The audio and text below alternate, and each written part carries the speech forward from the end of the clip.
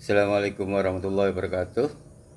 Adik-adik, teman-teman mahasiswa yang berbahagia, marilah kita mulai kuliah ini dengan menyampaikan puji syukur kepada Allah Subhanahu wa taala atas berkat dan rahmatnya sehingga kita semuanya dapat berkumpul di dunia maya ini, di ruang digital ini dalam keadaan sehat walafiat. Mudah-mudahan dengan terus kita bersyukur kepada Allah Subhanahu wa taala, Allah akan memberikan kita kebaikan hidup yang lebih banyak lagi. Amin amin ya rabbal alamin. Yang kedua, salawat dan salam mari kita sampaikan kepada junjungan kita Nabi besar Muhammad sallallahu alaihi wasallam, karena beliaulah yang telah memberikan jalan keselamatan kepada kita semuanya, yaitu jalan iman dan Islam. Dan insya Allah besok di hari kiamat kita semuanya akan mendapatkan syafaatnya. Amin Allahumma amin. Yang ketiga, teman-teman kita yang tidak bisa hadir karena halangan, sakit, atau karena halangan-halangan lain yang tidak bisa ditinggalkan, kita doakan mudah-mudahan Allah segera menolongnya, Tuhan segera menolongnya dan bisa berkumpul kembali bersama kita. Adik-adik yang berbahagia, jadi ujian tengah semester sudah kita lalui dan nilainya insya Allah bagus semuanya ya. Belum selesai nih penilaiannya, tapi insya Allah lah tidak ada yang jelek ya, bagus-bagus semuanya. Dan mudah-mudahan nanti bisa kita melanjutkan kuliah kita sampai di akhir semester begitu ya. Untuk materi kuliah hari ini kita akan menyampaikan teori-teori dulu ya. Kemarin Max Weber, Durkheim, lalu kemudian teori agama sebagai konstruksi sosial yang perlu kalian ketahui juga di dalam materi ini. Karena juga bagaimanapun ketika agama terinstitusi ke dalam kelembagaan masyarakat, membentuk struktur dan fungsi-fungsinya itu, kita juga perlu mengetahui pikiran-pikiran dari Peter L. Berger ya, yang menjelaskan agama sebagai konstruksi sosial. Kalau kita baca bukunya Peter ini, The Sacred Canopy judulnya ya, Langit Suci. Kalau diterjemahkan di dalam bahasa Indonesia itu Langit Suci Agama sebagai Realitas Sosial ya, diterbitkan oleh LP3IS Jakarta kalau nggak salah ya terjemahnya ini, tahun 90-an atau 2000-an itu ya. Itu buku itu sangat terkenal sekali di karangan ilmuwan sosial, tetapi juga ilmu sosiologi agama begitu ya. Kalau lihat dari judulnya ini memang kita bisa mengetahui Peter Berger punya pandangan bahwa agama itu memang berasal dari langit, agama samawi, langit suci yang mengandung ajaran-ajaran yang suci, yang sakral ya. Jadi sama dengan Durkheim juga. Kalau Durkheim itu agama di dunia ini ya, yang suci. Ini kalau Peter Berger itu agama langit, agama sama itu agama yang suci. Yang suci itu berkebalikan dengan yang tidak suci atau yang profan, yang biasa-biasa saja atau yang sekuler gitu ya. Yang suci itu kalau Marcia Eliot itu menjelaskan tentang kepercayaan kita kepada kekuatan adikodrati ya, kepada hal yang absolut, kebenaran yang absolut, yang suci, yang sakral, yang enggak tersentuh, yang mysterium tremendum et repertum atau Tuhan itu ya, yang mutlak itu. Jadi agama itu sebenarnya kepada yang suci, yang mutlak itu, dan semua orang di dalam menafsirkan agama itu tidak ada yang bisa sampai kepada kebenaran yang mutlak.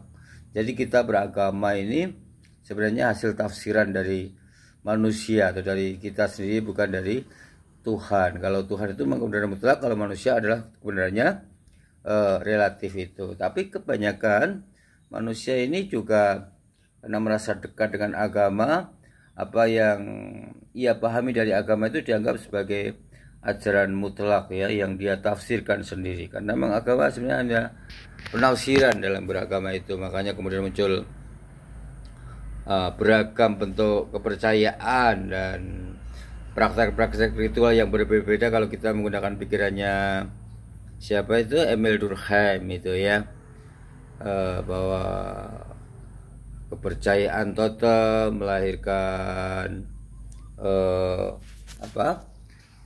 ritual untuk menopang kepercayaan itu, lalu membentuk society atau komunitas itu ya jadi ya. Nah ini sama sebenarnya dengan pikirannya Emil Durkheim. Peter Berger ini juga melihat kekuatan suci ini yang membentuk konstruksi sosial di dunia sosial ya, membentuk konstruksi di dunia sosial masyarakat ini. Jadi ketika agama turun ke dunia sosial yang bersifat profan ini, yang bersifat sekuleristik ini, agama mengalami proses dialektika dengan dunia sosial itu ya. Dia menyebutnya dialektika menggunakan istilahnya Hegel yang kemudian diturunkan ke Marx gitu ya. Hanya dialektikanya, kalau Hegel ini dialektika idealisme antara tesis, antitesis dan sintesis itu ya. Kalau Marx muridnya itu dialektika materialisme itu ya, bahwa antara kelas borjuis dengan kelas proletar itu dialektika materialisme, itu perebutan sumber-sumber ekonomi dan keuangan di masyarakat itu ya. Kalau di Peter Berger ini dialektikanya dialektika antara yang sakral dengan yang profan ya, yang kemudian melahirkan proses internalisasi, eksternalisasi dan objektifikasi itu ya. Jadi agama itu merupakan hasil dari konstruksi sosial di masyarakat itu ketika mengalami proses dialektika internalisasi, eksternalisasi dan objektifikasi. Objektifikasi itu suatu nilai-nilai universal, keyakinan universal ya, yang objektif, yang bisa diterima oleh semua pihak gitu ya, sehingga membentuk konstruksi itu ya, membentuk ikatan bersama itu. Jadi ketika agama membangun dunia sosial ini, dia mengalami proses dialektika yang terus menerus ya. Yang pertama adalah dialektika internalisasi. Ketika agama wahyu itu diinternalisasi oleh individu-individu ini, diserap ajaran-ajarannya itu tentang puasa, tentang zakat, tentang apapun ya, yang halal dan yang haram, atau tentang ke gereja, tentang kepercayaan kepada Yesus, kepercayaan kepada Siddhartha Gautama, kepercayaan kepada Brahma dan sebagainya dalam ajaran Hindu itu diinternalisasi oleh masing-masing individu ya, yang memeluk ajaran itu, sehingga kepercayaan-kepercayaan itu mengandung nilai-nilai yang suci yang secara etis harus dipercaya dan dihormati. Itu namanya proses internalisasi ajaran agama ke dalam individu. Itu proses dialektika awalnya seperti itu ya.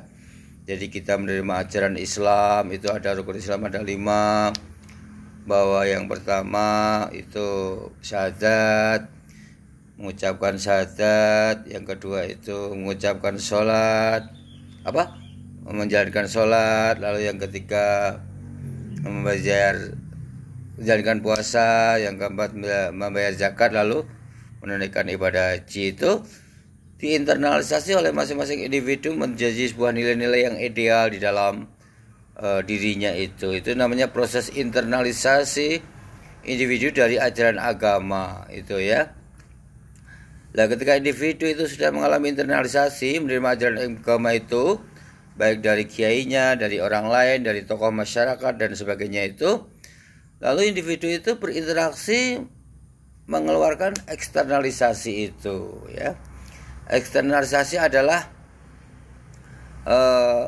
ajaran-ajaran agama yang telah diinternalisasi itu kemudian dikeluarkan, diekspresikan oleh individu ke dunia sosial itu ya, dieksternalkan. Tentu saja ajaran-ajaran agama yang telah diinternalisasi itu mengalami penafsiran lagi oleh individu itu ya, kemudian diekspresikan ke dunia sosial, dikeluarkan gitu ya, diwujudkan ke dalam dunia sosial nilai-nilainya itu. Misalnya kita ngomong, kamu nggak boleh gini, kamu nggak boleh gitu, kamu harus sembahyang, itu namanya proses eksternalisasi ke dalam dunia sosial. Jadi setelah individu mengalami proses internalisasi ini, lalu individu yang ada di dunia sosial ini mengalami proses eksternalisasi. berdasarkan interpretasinya dia dari internalisasi terhadap ajaran agama itu ya. Dia ngandani gini ke temannya, atau orang tua ngandani ke muridnya, gurunya, atau apa anaknya, atau dosen ngandani ke mahasiswa, atau mahasiswa ngandani ke temannya atau ke juniornya. Mahasiswa mengekspresikan ajaran agama yang dia pahami ke si juniornya, atau guru ke muridnya, atau kiai ke santrinya, atau ulama ke umatnya gitu ya, atau tokoh agama ke masyarakat. Itu adalah proses eksternalisasi individu ya, atau ke temannya, atau suami ke istrinya, atau istri ke suami. Itu adalah proses eksternalisasi di mana individu-individu, kalau kita baca bukunya Peter Berger ini, individu ini adalah terserap, terinternalisasi dalam ajaran agama ini, kemudian diekspresikan ya, dikeluarkan ajarannya ke dalam dunia sosial itu, yang disebut dengan proses eksternalisasi itu. Nah, proses internalisasi dan eksternalisasi ini nanti melahirkan dialektika ketiga, yaitu objektifikasi, yaitu nilai-nilai objektif dari proses internalisasi dan eksternalisasi yang dihasilkan dari hal-hal yang subjektif itu. Biasanya kan nilai eksternalisasi itu bersifat subjektif ya, karena penafsiran individu itu. Tapi hubungan-hubungan individu yang mengalami eksternalisasi ini, yang melakukan eksternalisasi ini, disebut dengan hubungan intersubjektif. Hubungan intersubjektif inilah lalu menghasilkan hubungan yang objektif ya. Jadi objektivitas sosial di dunia sosial itu lahir dari dunia intersubjektif. Hubungan-hubungan yang subjektif dari berbagai beragam itu melahirkan objektivitas ya, atau dalam bahasa teologisnya lebih ke universalitas. Nah, nilai-nilai yang universal inilah yang kemudian oleh Peter Berger disimpulkan bahwa agama itu sebenarnya membangun dunia sosial atau mengkonstruksi dunia sosial yang tadinya tidak ideal karena ada ajaran agama menjadi ideal gitu ya. Misalnya kita dalam berpakaian di masyarakat harus sopan, itu hasil dari konstruksi agama. Tidak boleh kita berpakaian di tempat umum dengan pakaian yang minim sekali atau malah tidak pakai baju. Itu dianggap tidak mengalami objektifikasi ya, tidak sesuai dengan ajaran agama. Jadi agama itu punya fungsi sosial, itu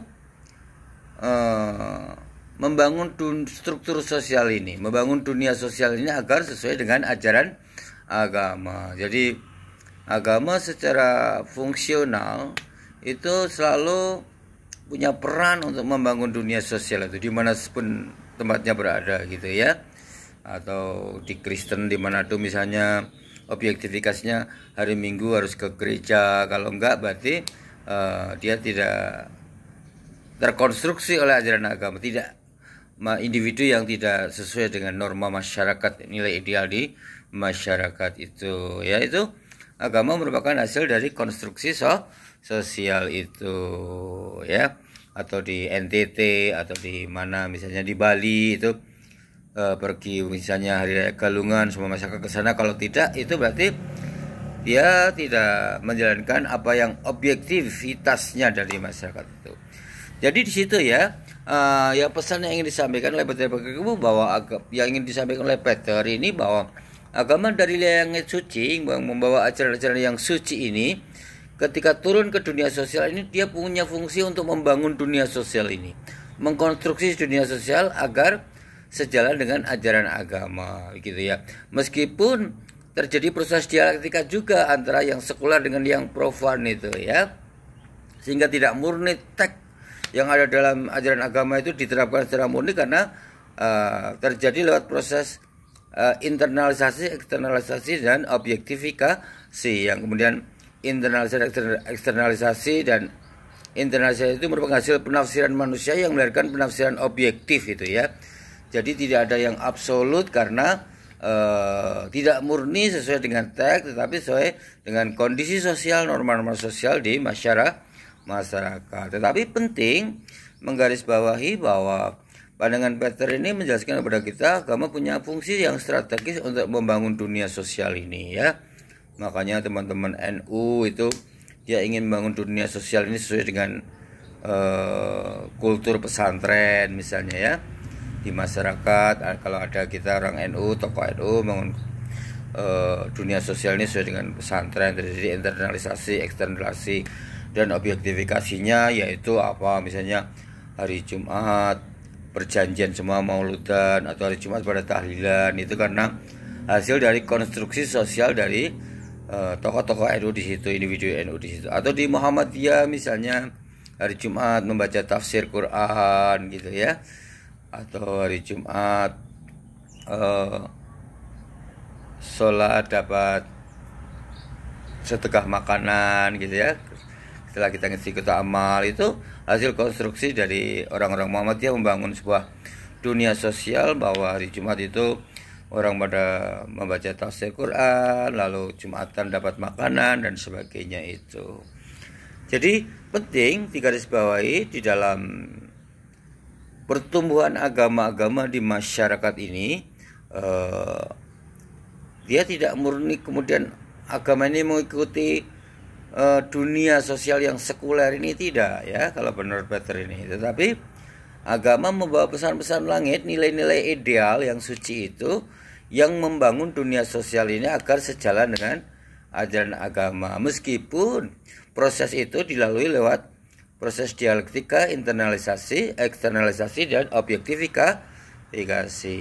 Nah, ini penting bagi kita untuk melihat kenapa kehadiran agama-agama, gereja, masjid, ormas, Islam, dan sebagainya itu selalu punya pandangan-pandangan yang ideal di masyarakat ini. Melarang ini, melarang itu, karena dia punya fungsi untuk membangun dunia sosial itu. Meskipun nanti dunia sosial ini melalui proses dialektika yang terus-menerus yang menghasilkan objektifikasi yang tidak tetap. Objektifikasi itu juga mengalami proses dialektika yang mengalami perubahan terus-menerus gitu ya.